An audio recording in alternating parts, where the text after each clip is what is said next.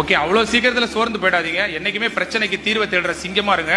பிரச்சனையை நினைச்சிட்டீங்கன்னா நீங்க நாய் மாதிரி காணாம போயிடுவீங்க. நாய் ஒரு பொருளை தூக்கி எரிஞ்சோம்னா நாய் அந்த பொருளை நோக்கி ஓடும்.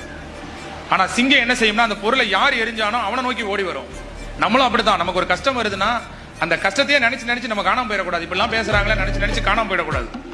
அதுக்கு பதில் அந்த கஷ்டத்துக்கு காரணம் என்ன, இவெல்லாம் பேசுற மாதிரி நம்ம வச்சுக்கிட்டோம்ல, சீக்கிரம் படி, சீக்கிரம் வேலைக்கு போ அப்படின்னு அதை ஃபியூலா எடுத்துக்கணும். சரியா? அப்பனா மட்டும்தான் நம்ம வாழ்க்கையில ஜெயிக்க முடியும்.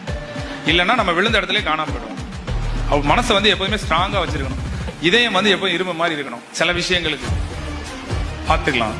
எதுவா இருந்தாலும் உடையார் எனப்படுவது ஊக்கம், அத்திலார் உடையது உடையரோ மட்டுங்கிறார் வள்ளுவர். ஒருத்தண்ட இருக்குன்னு சொல்றது இந்த தைரியம் தான், இந்த தன்னம்பிக்கை தான். அது எவ்வளவு சீக்கிரத்துல உன் மனசுல இருக்கும் அவ்வளவு உன்னை யாருமே அசைக்க முடியாது. உனக்கு வெற்றி தான்.